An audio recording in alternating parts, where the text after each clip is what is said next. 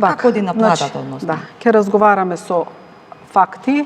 со точни бројки и ќе зборувам за даноците кои што се ги администрира Управата за јавни приходи, данок на додадена вредност, данок на личен доход и данок на добивка. Годишниот план за 2025 година е 2 милиарди и 368 милиони евра, а на платата до 10 декември е 2 милиарди и 157 милиони евра. Значи, ова е реализација со 91% до 10 декември или остануваат за наплата уште 211,7 милиони евра, со тоа што пред нас се точно уште 20 дена, меѓутоа даночните денови, кога доспеваат роковите за плаќање на даноците, 15 во месецот и 25 во месецот се уште не поминале. Инаку, реализацијата е, како што реков, со 10 декември за овие даноци 91%, со тоа што би сакала да истакнам дека нема рамномерна реализација на буџетската проекција во текот на годината.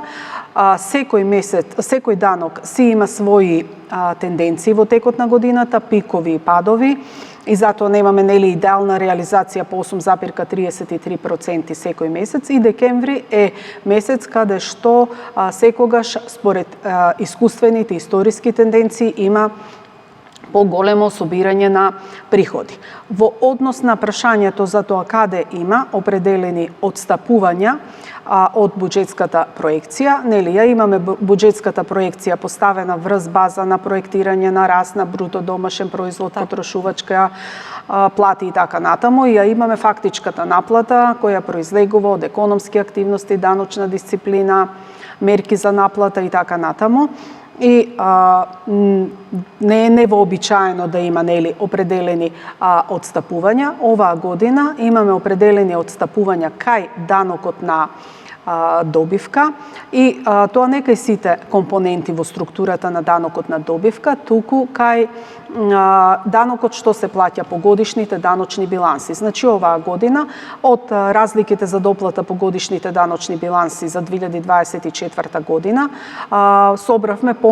нешто помалку приходи од очекуваното, но тоа не се должи на помали финансиски перформанси на компаниите, напротив, тие генерираа и поголема даночна основа. Тоа се должи на тоа што данокот на добивка за 2024 година беше редовно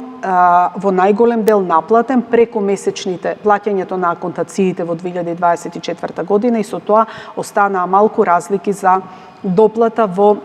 погодишните даночни биланси. Инаку во другите компоненти на данокот на добивка има навистина солидна реализација, значи раст има кај месечните аконтации, што произлегува од растот на основицата и од